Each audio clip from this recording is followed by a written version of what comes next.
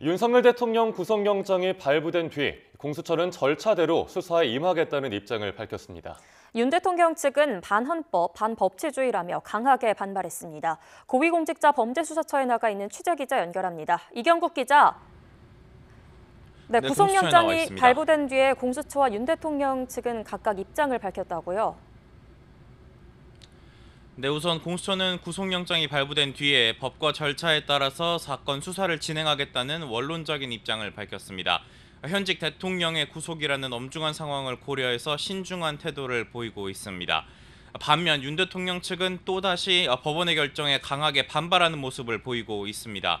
윤 대통령 측 석동현 변호사는 새벽 4시 50분쯤 SNS에 글을 올렸는데요.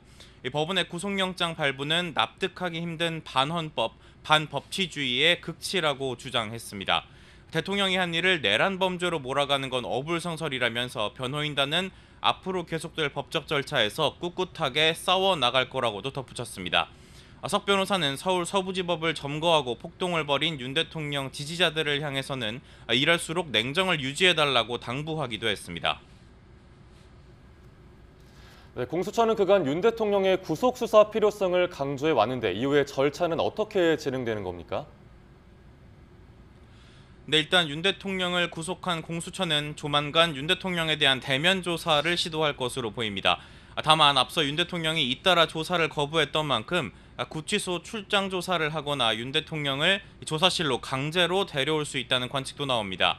공수처는 오늘 오전 10시에 브리핑을 진행할 예정입니다. 이때 보다 구체적인 계획을 확인할 수 있을 것으로 보입니다. 윤 대통령에 대한 기소권이 없는 공수처는 이후에 사건을 검찰로 넘겨야 하는데요.